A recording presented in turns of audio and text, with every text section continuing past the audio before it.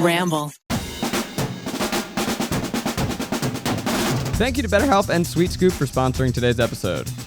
Get ready to rumble! Welcome to Guilty Pleasures, the first edition of Movie Fights. Today we have a very special episode where we are going to be discussing the Chris Farley classic?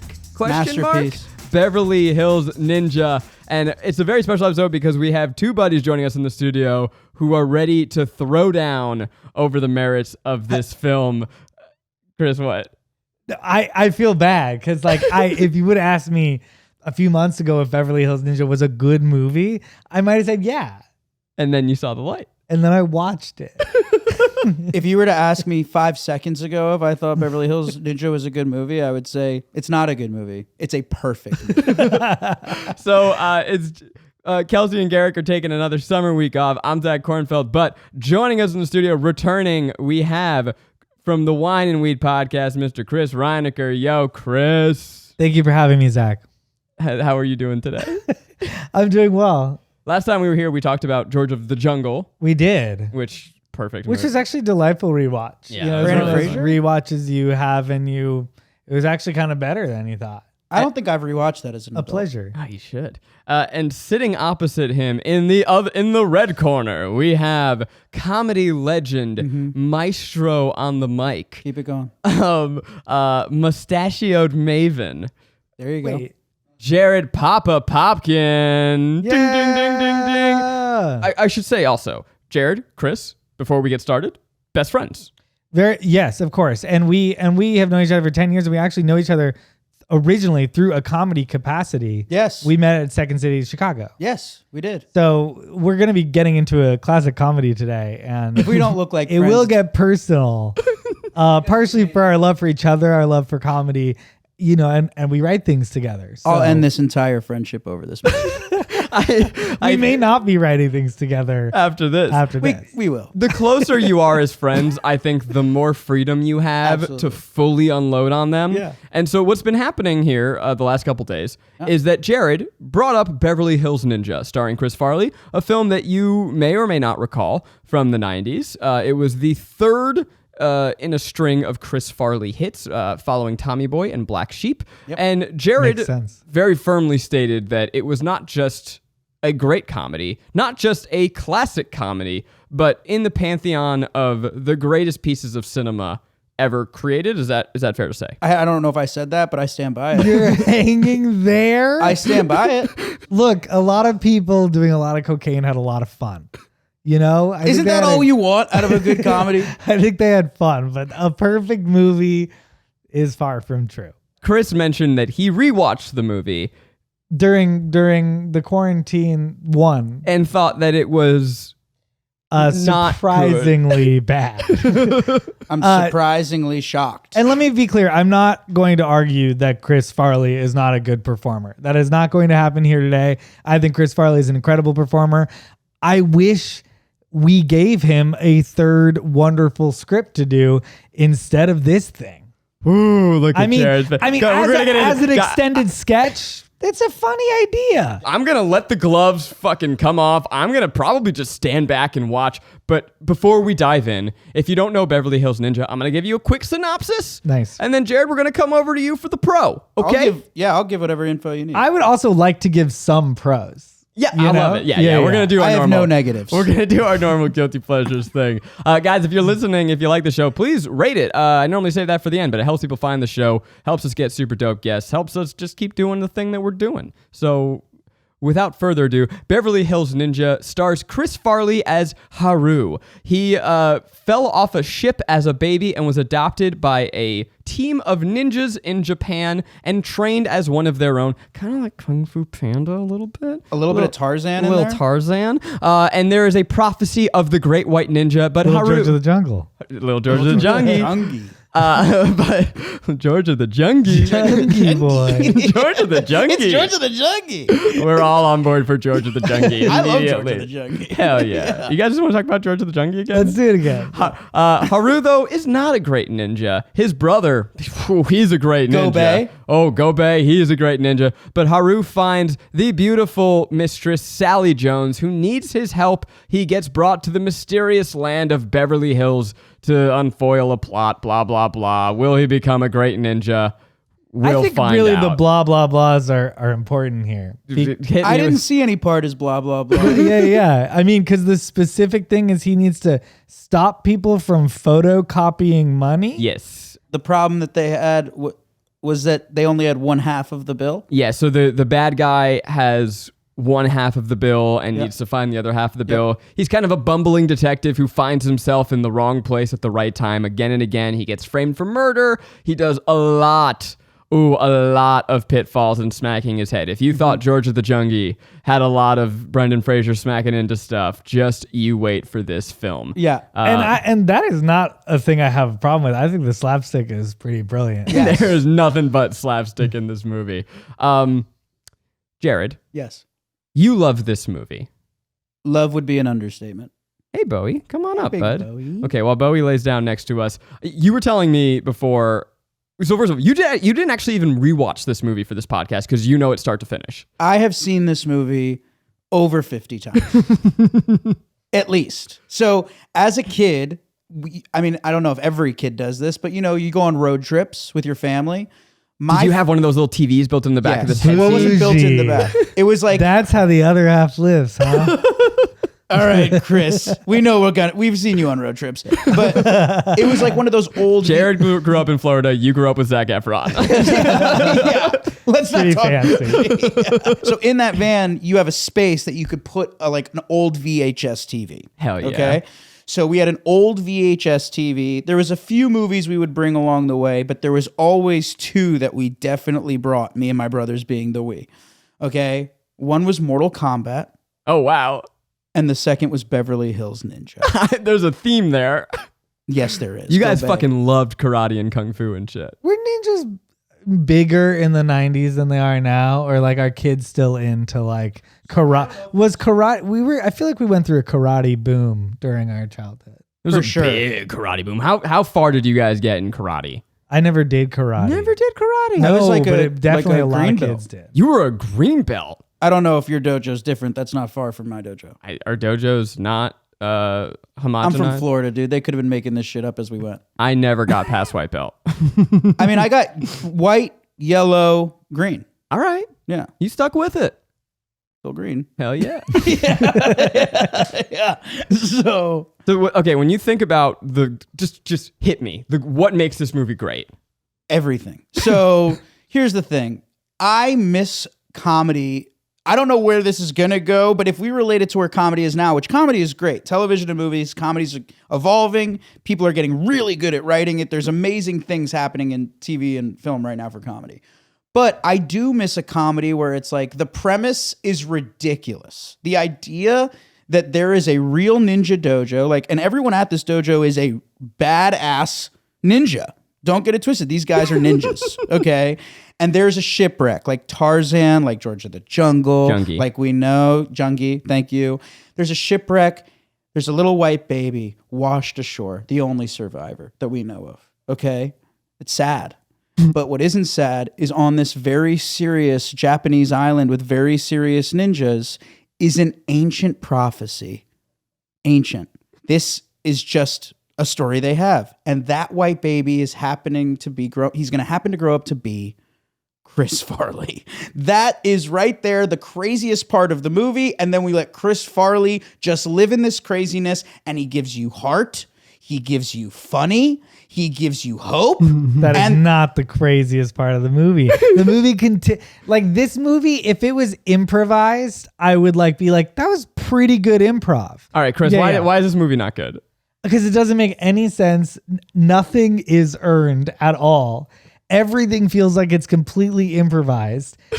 These guys learned 5 things about Japanese culture and then recycle those 5 jokes over and over and over again. Like What are the jokes? That you take off your shoes when you go inside. Like, I don't even think they Wikipedia'd like where ninjas come from. They knew that everybody but Chris Farley was a badass fucking ninja. I think you can root funny things in like things that are like grounded based in real truth or reality. And that's what even if you told me, well, here are the 4 principles of what ninja-ship is, and he's trying to get back to that in the silliest ways possible. Or if you earned a lot of stuff, that shit, none of the Japanese culture shit made any fucking sense at all. But whatever, maybe it's like pirates. Maybe it's like pirates and ninjas. You know, like, I'm not going to be like, oh, culturally, you're messed up with pirates. Like, whatever, they're pirates. Okay, fine. But even if you do that, like Chris Farley's story makes no sense. So things I liked, things I didn't like. Okay, Yeah. some pledges from me, that, right. Yeah, some yeah. pledges from your boy Zach over here. The opening of this movie, I'm not gonna lie, made me laugh despite myself. Amazing. There is a montage of this Little boy. bumbling Chris Farley, at first as a little boy, then as an Spills adult. the water. Yeah, just fucking up again and again. Again and again. To Chris's point, it feels like a sketch. It's like, hey, here's an idiot in a ninja training sequence. It is stupid, but it's funny. You have him whacking his brother again and again. He spills boiling water over everybody. And I hate to admit how much I was laughing. It's 'cause hilarious. It felt like low blows again and again and again. Yeah.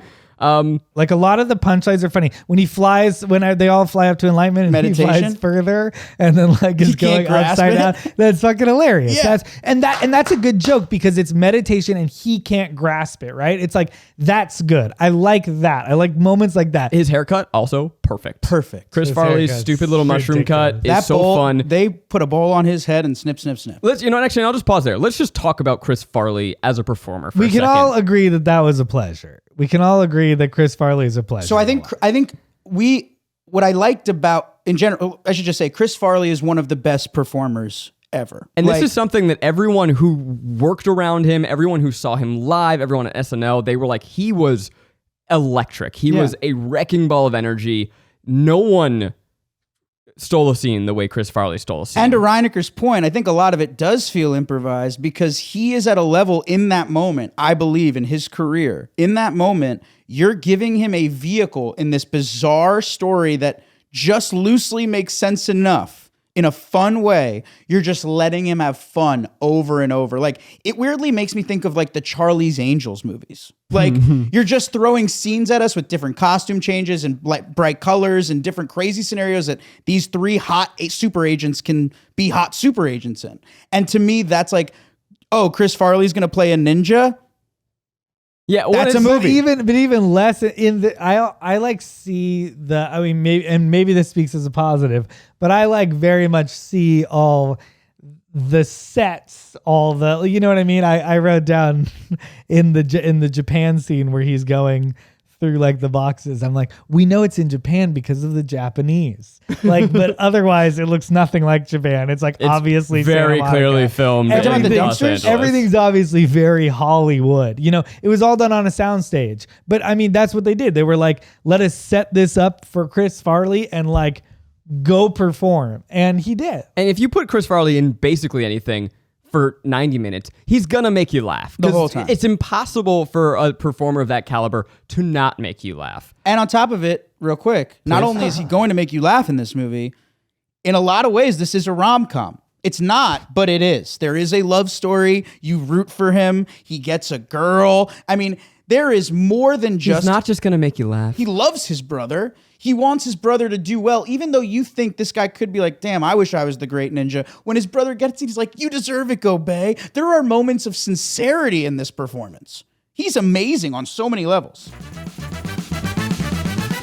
We love this next sponsor. Look, sometimes, guys, there's stuff that's getting in the way of your happiness, and it's really helpful to have someone to talk to. BetterHelp is here to help. They will assess your needs and match you with your own licensed professional therapist. You get to connect in safe and private online environments. It's so convenient, you can start communicating in under 48 hours. BetterHelp is awesome. They've helped me. They've helped my co-host. They've helped so many people in my life, and I want them to help you too. Look, if you've been thinking about it, if you've been on the fence, there's no better time than today to start talking to someone and take control of your mental health. The good folks at BetterHelp are committed to facilitating great therapeutic matches. They make it easy and free to change counselors if needed, and that's normal. that'll happen.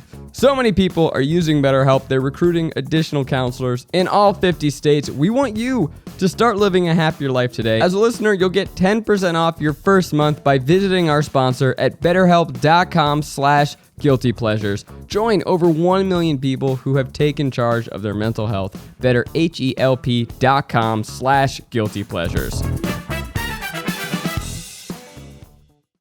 I think that the movie is told with the subtlety of a jackhammer performing a root canal.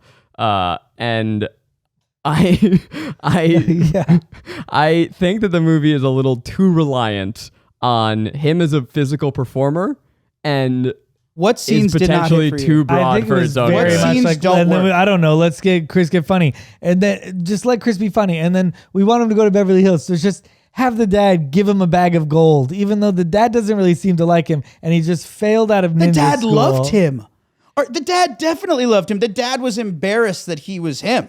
But the dad was like, but he's our him. Like, if that, he's like, he's our ass. Can we curse on this? Fuck Okay. yeah. So it's their asshole. It's the dojo's asshole that they adopted, who's probably from Beverly Yeah, Hills. what? Like, Why? Why? Just because of the prophecy? why did Tarzan get raised by animals? You'll see. You'll see.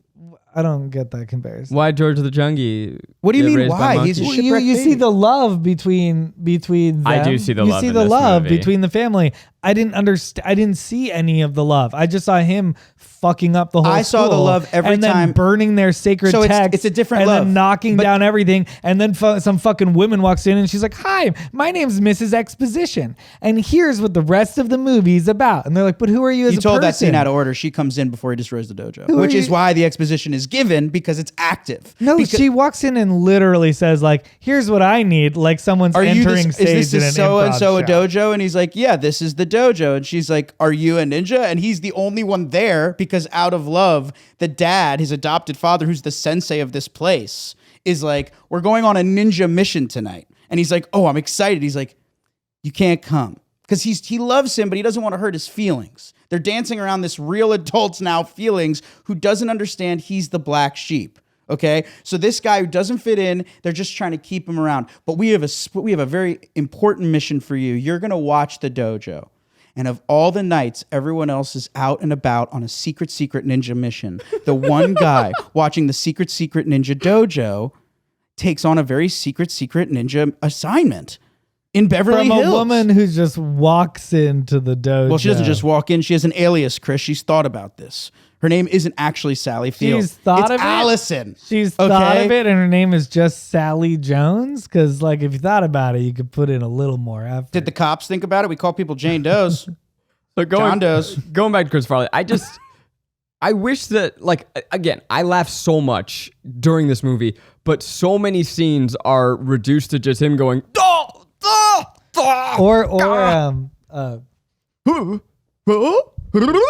Yeah. and I just like, Which scenes? I mean, like, yeah, like, okay, so when Sally comes, he knocks stuff over, he breaks the ashes of all the fallen brothers. Well, the comedy he in it lights is that he's something on supposed to be fire. watching the dojo. If we're talking about it like it's an overall sketch, let's put it in that context. The whole movie is a sketch that's a moving music video of sketches or ideas for one amazing sketch performer, okay? So if we're watching it under that guise, he was asked to watch the dojo. He then shows the stranger around the dojo to all the different parts and special parts of the dojo while fucking up the whole dojo. That's slapstick comedy. It is. But how many times, and this is my first question, how many times in a movie can we watch Chris Farley knock into things? I was ready to watch that movie over 50 times, so like All of 90 them. minutes Yeah. the whole way through. The answer There is- wasn't a moment. Also, talk about the other characters. Gobei is an amazing performance given by Mortal Kombat lead Liu Kang. So they got the most in that moment. That is like Leonardo DiCaprio of fucking kung fu. But and so they got him to play the cool brother. We just Chris Rock we isn't just- amazing We're as the just bellhop? not invested with the fact that he burns their sacred text. Like, that's okay with us. You see this as like an essential elemental building block of comedy. This Yeah. is like the Or hydrogen at least it was atom. a build on to what that building block was in slapstick comedy. So like there isn't in that moment of time, comedy changes with what we ask comedy to be as a viewer, right? Yeah. So every few years, audiences are going to want new things out of comedies, right? So in that moment of time, what we wanted out of comedy was vehicles for the funniest people to just be funny. It's a great point. I like in the 90s, it was very slapstick. It was very like weird characters in stupid situations. You talked about the water boy, right? Adam Sandler's whole early Billy career Madison? was, I'm just going to be a weird guy in a place I don't belong. In the mid 2000s, that's when we got the man-child movement, as ushered in by Judd Apatow. Following the success of The Office, we had cringy comedy and mockumentary comedy. Right now, I don't know what right now I think we're actually in like sad comedy, in truthful comedy. I think we're in like really grounded slice of life comedy that someone could relate to, which is great. I think comedies are fun to track in what we ask for. I don't think any comedy should be lesser or better than others in that sense. It's just at the times of what audience want. It is interesting that of all of the types of media, comedy is the one that travels the worst, right? Overseas and through time. You ask, the reason that comedies are not made with big budgets anymore is because they don't perform well overseas. And so much of the Hollywood studio... Well, it's very reference point and culturally relative. Yeah. So like, if comedy is cultural inherently. Yes. And culture is of its time. Right. So like you watch back, like you ask people to watch Duck Soup, I think it's hilarious. But some people will be like, that's not fucking funny. I think it's fucking funny, but... comedies are of the time they are born. And so now kind of the question we're asking is, are you looking at this through a 90s lens and we're looking at this through a modern lens? Did you laugh? Despite because myself, it was what? Funny. It was funny. And I of think all Chris Farley comedies, is funny. so to your point though, of all comedies, and they don't do well overseas, you know what does do well? Slapstick. Physical slapstick comedy. So if I show this here's my point about this movie. You can read into any detail and be like, well, the whole movie didn't make a lot of logical sense because he would burn a thing that apparently mattered and nobody brought it up again.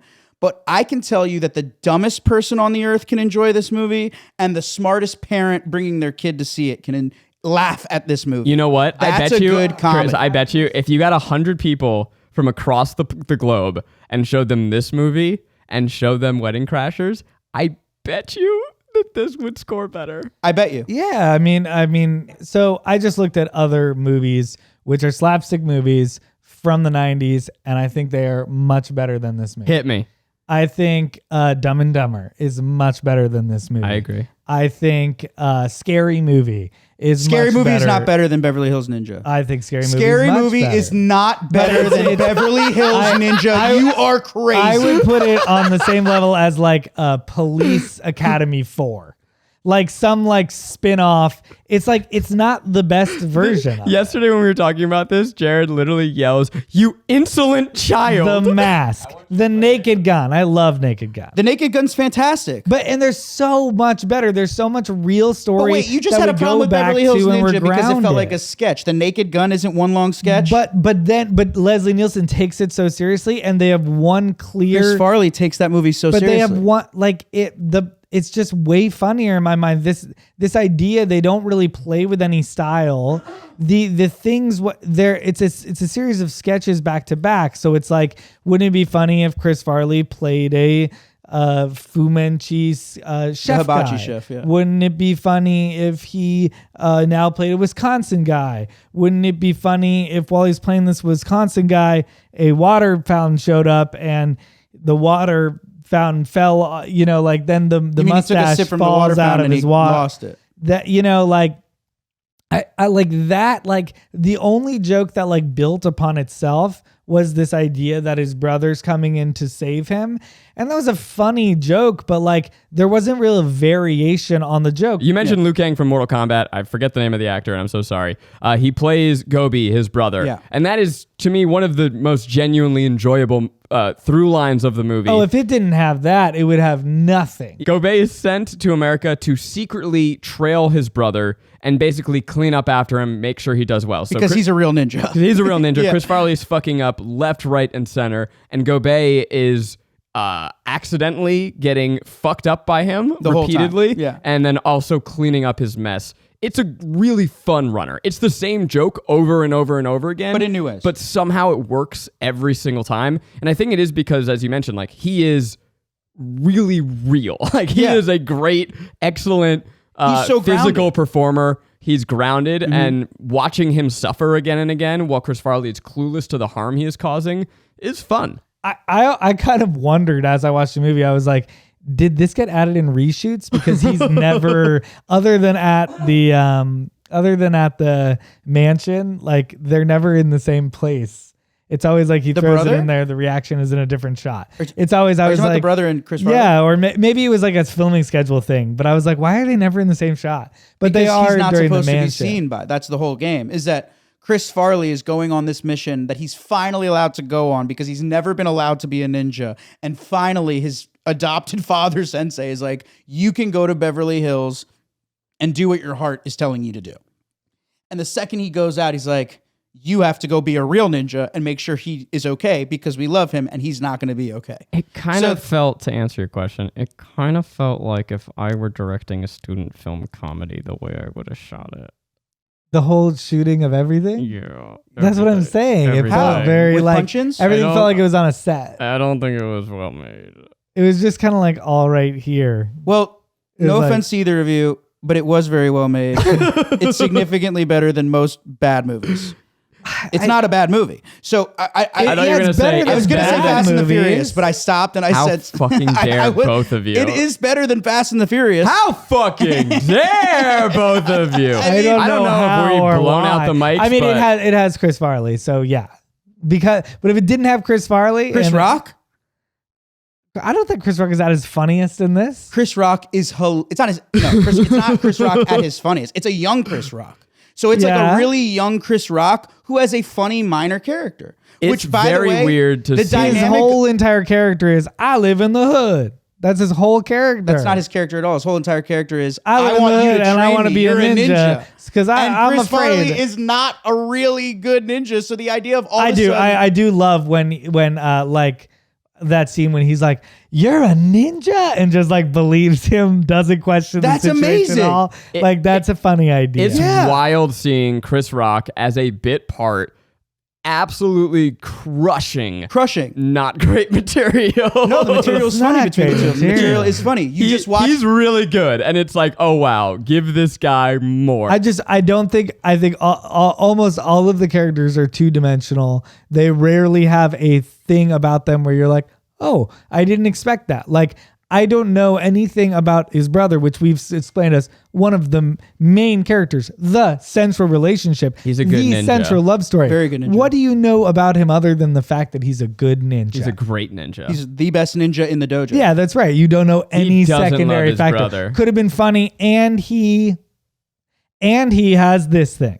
What is the three-dimensional part of his character? Same with the woman who just says a bunch of exposition in the first scene. What is the second part of her character? I'd love if I'm giving notes to these guys who did write Mitt Romney style. Like I was like, what else have they written after this? And it turns out that they wrote one Funny or Die parody of Gangnam Style about Mitt Romney called God. Mitt For the Romney record, Style. And I was like, yeah, that's exactly where these guys' careers went.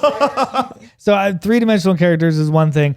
I just think as far as things go through, the way that things could be earned, the way that if there was just a water fountain in some early scene that he had a spat with, and then later on needed a water fountain, like if that was a runner, that would be smarter. Explain what you're talking about. Like talking things about the are water not fountain mustache. earned. The water fountain came out of absolutely fountain? nowhere. So in this moment of the movie, Yeah. he has now hijacked Will Sasso. They kidnap, like they basically knock out Will Sasso. Chris Who's Farley a very and the funny girl. character. This is way part. later in the film. So he knocks out Will Sasso, who's a very funny character. He's the guy that's actually being hired by the criminals to make the bills.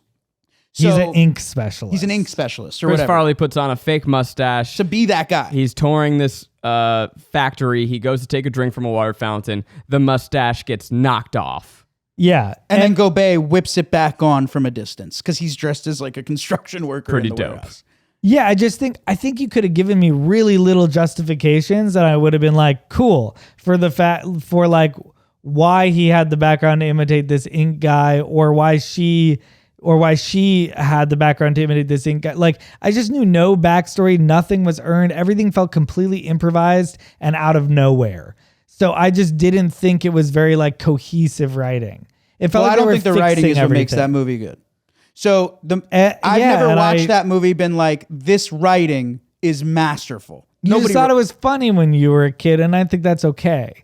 But I'm just saying. I watched it like 5 times recently. It's funny. I watched it with a lot of people. Here's the thing. I come from South Florida. So I've watched it with drug dealers. I've watched it with my friends out here. I've watched it with all kinds of people. And everybody can laugh at Chris Farley being a bad ninja.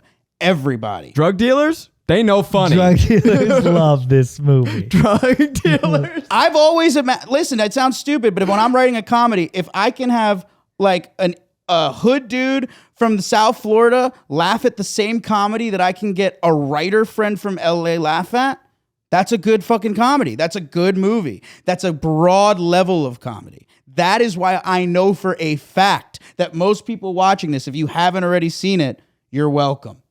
I just showed you a funny movie. It is something I think about a lot, is like the pretension I have about some art is like, yeah, but like I'm in the minority and that means I'm wrong. Like I can say all I want about how fucking, I don't know what We Do in the Shadows is one of the best comedies on TV right now. It's a good comedy. But it's not touching the numbers that Big Bang Theory gets. And that kills me.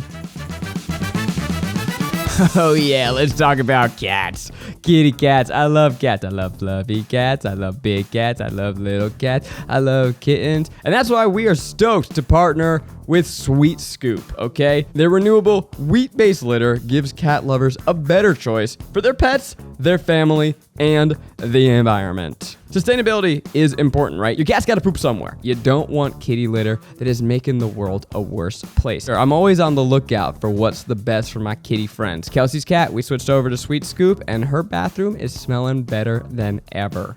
And I think for Kelsey, it's great to find a product that does the same thing for her cat, but is so much better for the environment. For over 25 years, Sweet Scoop has provided a litter that works great without compromising on what matters. Stuck between litter that works and litter that's pet and planet friendly, Sweet Scoop doesn't make you choose. Go to sweetscoop.com to get a $5 off coupon and find a retailer near you. That's SWHEAT scoop.com.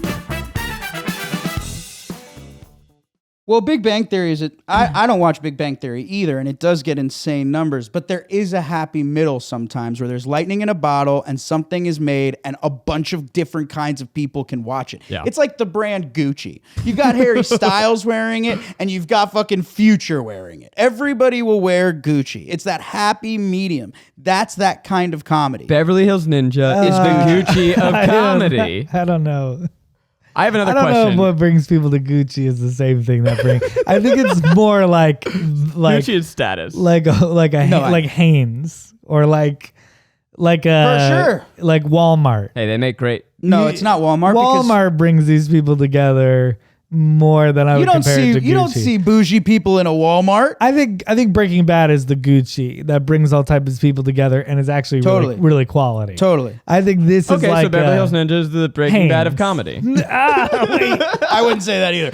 But I will say this. I think you're watching it expecting things to be given to you because you're watching it knowing what comedies can give you now. But a lot of comedy learns from the things. Like there's a lot of comedians since Beverly Hills Ninja that notices, oh, you could make that character, to your point, 3-dimensional, not necessarily 2-dimensional. Because in that moment of making movie comedies, they're caring about the world is around Chris Farley. The world is how people feel to Chris Farley and how Chris Farley feels about the world. They don't have to push past that. I just feel like it's even more of like an 80s comedy in the 90s. I No just way. think the 80s... It's just like Roxbury, man. The comedies Are that there other surrounded characters in the it. Roxbury that are 3D? I like sketch movies. Guys, I don't know that Roxbury is a good movie. I love Night at the Roxbury. I watched it recently and I thought it was better than I remember. Okay. Night at the Roxbury is a fantastic Because I think there are funny running jokes and there are Sure. funny relationships. I wouldn't hold that up as a paradigm of a great. well, that's what I'm saying. It's an SNL movie. So you for know this what I mean? film, it is an SNL movie, and it's like I agree that it is like a big long sketch, and inside of this sketch is like opportunities at minor versions of the sketch. I'm And actually what curious. I'm saying is I'm not a stickler for like things being silly or things not making But you're sense. You're a stickler for logic. I am a little bit of a stickler for logic. Maybe you should drop the stickler of logic to watch a funny movie. Because if you're thinking when you're watching the dojo get set on fire and they transition out of it to the next scene and you're worried about that, you're not watching the movie. Yeah, I just think it's a good question when you're writing or performing comedy to ask yourself why. Like, why is this character doing this? And I was finding myself constantly That's for the people that have to why? figure out how to be funny.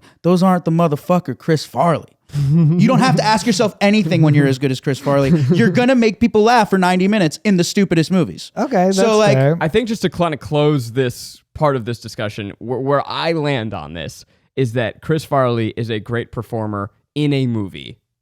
That is good. Well, but it's good because he's great, right? Like, that's like when LeBron was on that shitty Cleveland team. Like, no, it was just LeBron. Why do you watch a movie?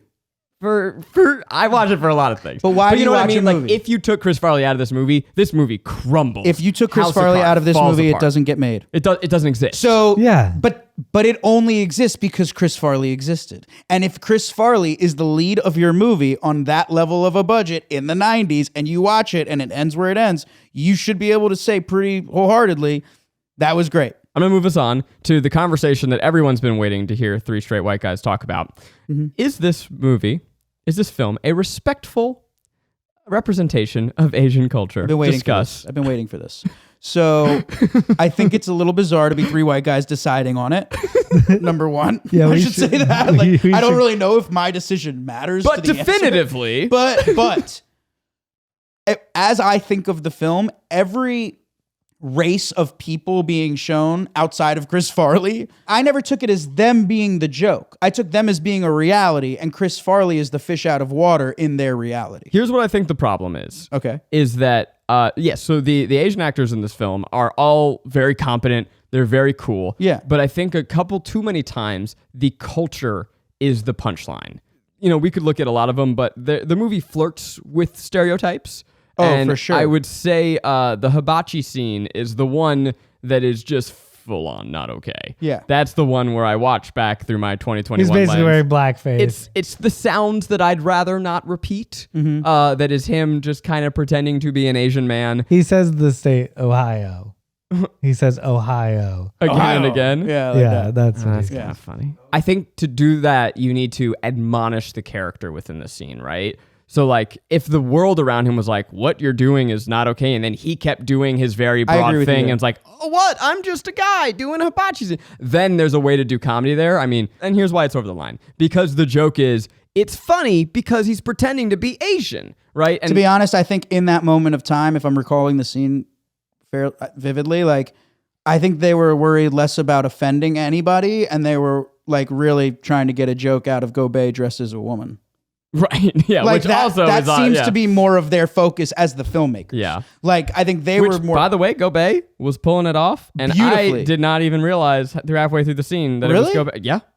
They have two of those jokes in there. They also, when he's looking for a blonde woman, Oh yeah, he's another turns woman. around, there's a man with long hair, and he's like, Well, he doesn't go yikes. He goes, "I thought you were my friend," and the way he responds is funny. It had nothing to do with I You're that. right, actually you're thought right. that Yeah. was a pretty good That was scene. a pretty It good was- scene. I thought it was more of a joke about how a bunch of men in LA look like Fabio. Yeah. Well, It the wasn't whole, about- so the context, the whole scene is like, I just need to find a blonde woman in Beverly Hills. How hard could that be? And then it's Yeah, that's a right. bunch Because he of- doesn't know anything. Yeah, it was a good joke. Also, that's right after another funny joke where he walks out and he's dressed like a pimp, and Chris Rock's like, "You look like a pimp," and he's like, "Thank you," like, because it's an idiot. It's a comedy about a version of an idiot who somehow achieves everything an idiot shouldn't achieve. Right. I don't disagree that scene isn't of the best in the film. I think more so my thing is that the characters, like the culture and characters from that culture are just kind of faceless. I don't think they have very many lines. So even though it's a positive stereotype, it's still a stereotype, and it's still painting them as all the same. So Well put. from that perspective, I think maybe there's a step towards like the fact that main characters are not all white people is maybe a step towards, but like it's not like knowing like where we know now, going like, yeah, nobody employed Asian actors. I don't think that's like giving yourself a pat on the back. Another thing that made me laugh is that the filmmaker, and I made me laugh in not the best way, is that the filmmakers clearly were like, what songs about Asia do we know? I think I'm turning Japanese.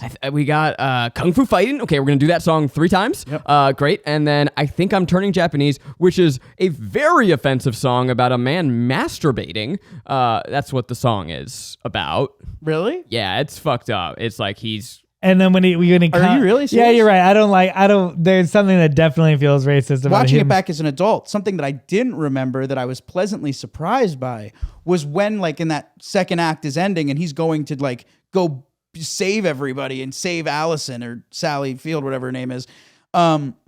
All the callbacks at once, like, where are my shoes going? And then he goes, thanks, asshole, to the valet. And then he's ready with Chris Rock. Like, it's all happening so quick that it's like, this is how good comedies were being made until we got better at them. Yeah. I do like jokes like the things asshole when they joke. started calling things back, that and you I had like just been the seeing, structure of it goes to the your water shoe fountain joke. point of, like, they started calling it back. I like that. Yeah. And things feel earned. I mean, like, I think about like a modern comedy, like a studio comedy, like Game Night. Like, everything is based out of like relationships in Game Night and everything. And there are so many fucking hilarious callbacks. Game Night's great. That again, like, we couldn't.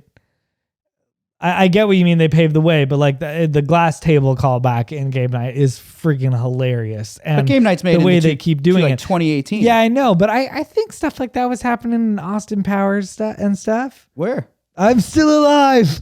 The way that he has. That's a button on the credits, and it's one callback. It's not. No, It's not at the all very bunch. beginning. Dude, they call back like 5 different runner jokes as he's walking to his car. That's good comedy. Like, they Is are at the very end. Yeah, it's towards didn't the get end when to he see goes the to very like end last save everybody, and then Chris Rock, who's being trained by a guy who has no business training anybody, accidentally pulls a Chris Farley himself and accidentally helps in the saving of Sally. It's a silly. It's not. If you're watching it with weight of logic or weight of making sense of normal day things, because that's what comedies seem to do right now, you're not watching the movie right. Genuinely wonderful moment towards the end of the film. Chris Farley's getting the shit kicked out of him. His brother comes in. Gobe comes in, saves the day. Yep. But then Gobe is getting teamed up on. That's how good does this next part feel? Come on now. Dude. Come on, dude. Dude, you know. You know? You know, you were Dude, asleep. I You remember didn't from last see it. night. I fell But asleep you watched last it a night. couple months ago. I did, and I remember this part a couple. When I Chris remember Farley the And then goes, Chris Farley goes, Nobody messes with my brother. And he wait, but does what is it? Wait. So Chris Farley sees them and goes, I may not be a great ninja, but Nobody messes with my brother. And he flips like a ninja for the first time. And by the way, he's inherited the Great White Ninja garb that was sent to him earlier. I don't know if you got to that part, but there was like waiting for him in his hotel room when they felt like he was ready. He flips down and all of a sudden he kicks fucking ass. with the power of love for, I mean, from that point forward, Chris Farley is just full on an incredible ninja. It clicks. And the joy, guys, the joy of watching Chris Farley kick ass as a ninja, pretty irresistible. Pretty worth watching the whole film. So, I mean, I guess if somebody asked me, is it, because I've come around a little bit during this podcast, because I think if somebody asked me, hey, I want to do comedy and I've never seen Beverly Hills Ninja, should I watch it? yes. I would say yes. Yes. And I also think you're right in a lot of ways. It is like a good step one for comedy. The fact that, yes, it doesn't matter if I'm a ninja because it's about my brother. Like, in comedy, we care more about characters when we care about their relationships. So like that is a good thing to know, but it's very step one to be like, my brother, I love him. And we're like, boom, boom, shh. But like, that's because we like relationships. But if you go to an audience, you know what I mean? Like, and now we can dive deeper into relationships and they can be more significant and funnier, more specific, more three-dimensional. But the building blocks blocks are all important in everything. I'll go back to basketball. If you go to a basketball game tonight and somebody did a crossover, you wouldn't even say anything. It would just be part of a play. Years ago, if somebody did a crossover in a game, the whole crowd went nuts. So it's similar in that sense of like, you've got to learn how to do certain things and see it work before other people 30 years from then do it 3-dimensional. Like, I think if you watch this kind of movie in a room with someone who loves it and they are laughing at the jokes from the beginning, your experience is different. Hard to deny. That might be true. If you were me to and my watch girlfriend both fell off at a Has your similar girlfriend time. seen it before? I think so. Yeah, when she was. Did she was like it? younger. When she was a child. But Yeah, I had seen it when I she's- was a child. And when it got put on Netflix, Well, I I was think like, we oh went, my- cool, Chris Farley, let's watch it. And then we were laughing, and then we were slowly like, this is bad. So And it's about the time when Sally Jones comes in. When She's she's just fantastic. like, hi, I'm here as a woman to tell so you mean character. 8 minutes into the movie? dude, you know what I think about when I watch that movie? What? He is too big for this world. I agree. He was too good for him to find the magic in that kind of movie that he found. Because the movie's basic with a silly plot. I miss basic movies with silly plots. So like, this is a basic film with a silly plot, and this guy gives you everything in it. Heart, laughter, soul. That was beautiful. It's really both enjoyed it. my praise and my critique of the movie. And I know we're going in circles here, but like, he's great, and I don't think the movie is, and he carries it on his goddamn back. But and all it's- the movie is But him what being would great. happen if it was him and great writers and a great director? That's what I wish. He almost, I mean, you want to talk about Mike Myers? Mike Myers signs on for Shrek because he died. He was signed on for Shrek. Yeah, I know. No kidding. Yeah. Chris Farley had recorded Isn't his that Shrek. crazy? No way. He'd done lines. Yeah, it's And he nuts. died. I had no idea. So they brought in Mike Myers. Chris Farley was I well on his wonder. way to listen. That's wild. Don't get it twisted. Well, I would Chris love. Farley had he was going to have a punch drunk love moment. Okay, Yeah. like he was well on his way to show you a different side of how amazing he was. I know. He could have worked with amazing filmmakers, done really, really good films. But until then, when you're on the come up in the way that he was on the come up, in the time that he was in the come up, that movie is fantastic. Wow. I honestly, I would also say that, like, if he got to continue and didn't die, we would not really remember Beverly Hills Ninja. No, you would watch it and be like, look how awesome this is, the way that you watch Night at the Roxbury, and look how awesome young Will Ferrell and Chris Kattan are. Yeah. The same thing. you are winning me over. It doesn't change my opinion I wasn't of what doing I watched. anything. I speak on behalf of an easy win. I went into this room knowing I was arguing justice and righteousness. This movie is at worst not your favorite comedy, and at best one of people's favorite comedies. This is a great movie to go watch at night, during the day, on a day off. You could smoke weed. You don't have to smoke weed. You could drink wine. You may not be a drinker. You'll still fucking laugh. If you deal drugs, you will love this. Drug dealers will laugh at this movie. And you know who else will laugh at this movie? Doctors, scientists. Which are Drug sometimes dealers. Doctors like are drug dealers. But teachers will laugh at this movie. People laugh at this I movie. like of all Jared's walks of life. commentary on the pharmaceutical industry in this episode. Which also, they tip a very serious line that we should talk about. But no. but this movie is fantastic. In so many ways. Love this movie. Yeah. Therapists love this movie. Given. Taxi drivers, weirdly, not a big fan. But that makes sense.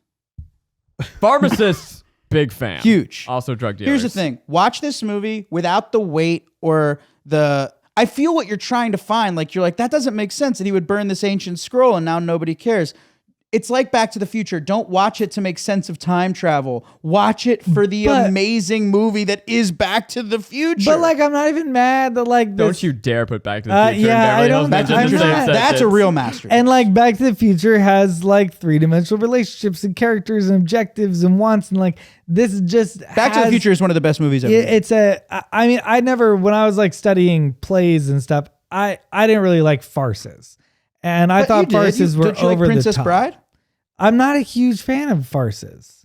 You don't I'm like not Princess like- Bride? Are you going to sit here? I'm sorry, Chris. I watched Princess Are you Bride. in one episode going to shit on the Fast and Furious No, and no. Princess Bride? I just wanna make it very I'm not clear. gonna shit on Princess Bride. Before you say whatever you're going to say, You're wrong. if you sided with Chris up to this point, you have one more moment to back out. no.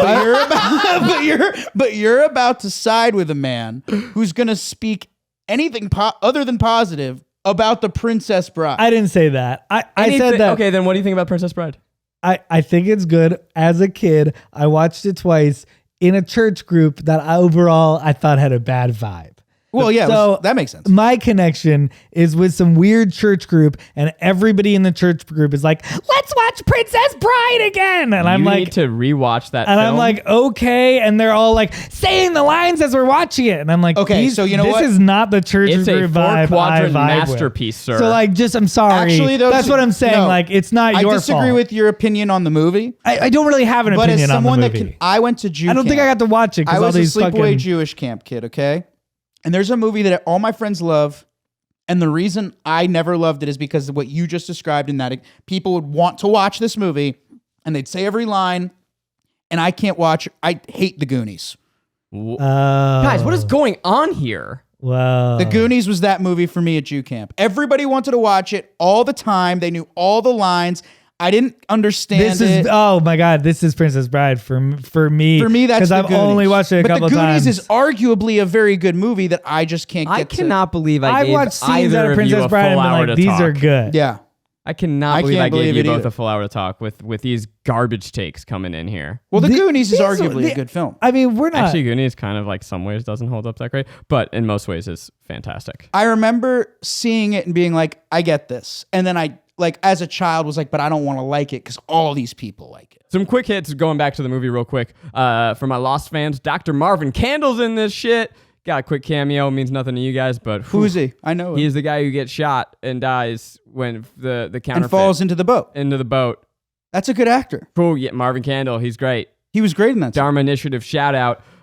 That part is stupid, but it's also funny. But it works That because part's movies in the stupid funny. 90s are like, that's an action movie that would That's happen. fine with That's me. like, Oh yeah, it's like an action parody. Like the yes. elements This of whole parody movie is works action for parody. me. Yes. At yes. That's why I Re- like Austin Powers so much. Chris asked a question the other day that I think is worth investigating. What's the question? Oh boy. Did the wonderful, incredible, perfect performer Chris Farley ever actually make a good movie? How even dare that you ask that question?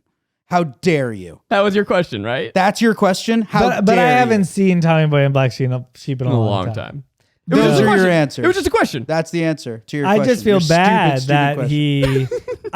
I think he could have like a Jack Black style career where he does serious roles and he's funny role. A Robin Williams style career. He cannot You do. know? Okay, he's not going to be in Robin. You don't Williams think lane. that eventually I as he get the Jack, matured? but you know Chris Farley ran, so Jack Farley could run. Jack Black. Jack Black. Excuse me. Chris Farley runs, so Jack Black can run. Like they don't like. Chris Farley is before Jack Black. Chris Farley is OG to Nicki Minaj to Cardi No, B. that's what I'm You know, saying. like, I'm it's- saying he could have But he only had. had a career like that where he really becomes a truly like not just a performance force, but like a fantastic actor. Like Robin Williams is a performance force when he's in the 70s, and then in the 90s he becomes like a truly Chris good Farley would actor. have done that. I think you're totally he totally right. would have done that 100%. without question. He was going, especially to if do he that. got like sober or something. Like Yeah, but I'm saying, that talent, when you watch a movie like Beverly Hills Ninja or Tommy Boy or Black Sheep, from my perspective, very early in these films, you can just see this is not regular. It goes back to like some people are 6'5" playing basketball and some people are Kevin Durant, 7 feet tall with a jump shot. Like He was just otherworldly. he was otherworldly. Oh, that was the other scene that fucking killed me. There's one scene in this movie where he jumps on a strip club stage and we get to see him kind of revive his SNL Chippendales moment. Amazing. It's great and it's a delight. And I think we can all agree on here is we wish we had more of him. That I wish for sure. We were robbed. cut extremely short for that. Guys, I have some fun facts. I will rewatch this movie with you, and I think just being in the room with someone that enjoys it, you'll be like, oh, that's why this is funny. So I've got a pro and a con here. So according to an A&E biography, Chris Farley hated this movie upon seeing it. That changes nothing. Chris Farley was on drugs. Chris Farley had... He told his agent that he There- never wanted to do a movie like this ever again. He thought that it exploited his manic physical humor by dumbing it down and playing it out to an almost tiring and foolish degree. And according to Bernie Brillstein, Chris was so disappointed that he cried on his shoulder after the first screening. Chris also died of an overdose. He wasn't, Yeah, I mean, they were doing cocaine this there's whole right and time. wrongs to everybody. And here's what I will say to the other point. Him having that reflection as an artist after one of his pieces of art coming out, that would have led him to doing more smart material. It supports that idea that his career he was would have going gotten to better. go in not a dumbed down pop, slapstick style of genre, but it works in that genre. But I kind of, that's a little bit what I was saying is Steve Martin does it with The Jerk. He's better than this. You know what I mean? Steve Martin is better than The Jerk, and The Jerk is fantastic. The Jerk is an amazing movie. And after he does The Jerk, you get out the dumb comedy, you go do smart comedy. Like every comic, young or old in age, but in the maturity of being where they are as an artist, I have no problem with him doing a movie he thinks is dumb. I mean, guys, someday people are going to look back and be like, dude, Zach Kornfeld had to do the Try Guys. That dumb shit. Exactly. And I don't think it's dumb shit, but you start somewhere to pivot. And where you start, you may not look back on because you were able to pivot to it, but other people are going to look back on that fondly. I've got a positive. When asked what his favorite movie was, Christian Bale cited Beverly Hills Ninja as a movie that he must watch all the way through every time it's on TV. Yeah. So, Christian Bale. I don't know. Christian Bale is on drugs, though. And he's insane. I'm just kidding, Christian Bale. I don't know. No, Christian Bale, that makes sense. That's a really smart actor. I feel like really like eloquent artists like dumb stuff and dumb artists like really eloquent stuff. Like, that makes sense. That checks out. Yeah, it totally checks out to me. I'm Batman. I bet you a lot of good directors would acknowledge this movie as like a bad good movie. Does that make sense? Yeah. Like if you talk to like Spielberg would probably be like, I love Beverly Hills Ninja. He might call it like a guilty pleasure. Yeah. Oh. For me, it's just a pleasure. I feel no guilt. It is a good film. Before we go on to our final section, which I you love when kind of Jared just does answered. those little like slightly admits that it's bad, but then goes back. It's and not goes, bad. But it's not bad. It's not bad. It's not bad. Okay. No, it's not. Okay. This is my Jared impression. I was like, no, but it's great. That's the thing. It's like, it's a perfect movie. It's a great impression. And like a lot of smart people might say that it's not good, but That's a great impression. it's perfect. So before we go on to our final segment here, I just want to say, first of all, thank you. This Thank was a little you. bit of a I'll die test. here on this We hill. we never normally, next week we'll be back to espousing the great things of movies that we love. But this week it was fun to try something a little different. Sorry if unless Jerry you and guys throw I down. got catty at all. I love you, Jerry, and I appreciate. I don't apologize. your I love you, take. Chris.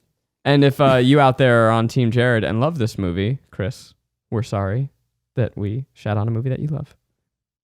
Right. Oh yeah, sorry. And if you're on Team Chris and you don't like this movie, you're wrong. So this is the part where we need to decide, is this movie a pleasure, a guilty pleasure, or just plain guilty? And this is your moment to sell it. Why should people watch it? Jared. Top tier performance, top tier heart, top tier energy. There ain't no guilt here, baby. It's all pleasure. I'm going guilty pleasure because Chris Farley's performance in itself and the fact that there are only 3 Chris Farley movies, really? I think so. I'd imagine he's in other things. But those Sure, are, but Yeah. vehicles for Chris Farley. I would say it's absolutely a fun thing to watch. Although I'm not going to take a class from the screenwriters. and to that point, real quick, it is of the 3. Like, don't judge Chris Farley wholly off of Beverly Hills Ninja. I will go that far talking negatively about it. The other 2 are better films starring the same guy. That guy has to hold more weight on this movie. This one's sillier. Yeah. too. So the other 2 are good movies. Like, those they're are all more funny. grounded in reality. Yeah. They're more of a movie that you're looking for. Like, those are by far more recepted better by everybody. But I just know and love that Beverly Hills. I mean, that's a great film. My opinion, for what it's worth, if you saw this as a kid and you love it, Which I did. I get it. If you're watching it now, watch them on SNL and then watch Kung Fu Panda instead. Guilty pleasure. Guys, this has been a show. This has been it. Thank you guys for throwing down. Who did you think won the fight? let us know. Put your fisticuffs up. Let us know what you thought of this film. I would love for you guys to sound off. And let us know what other movies you want to see next. It's the goodbye time. See ya later. Bye. Thanks for having us, Zach.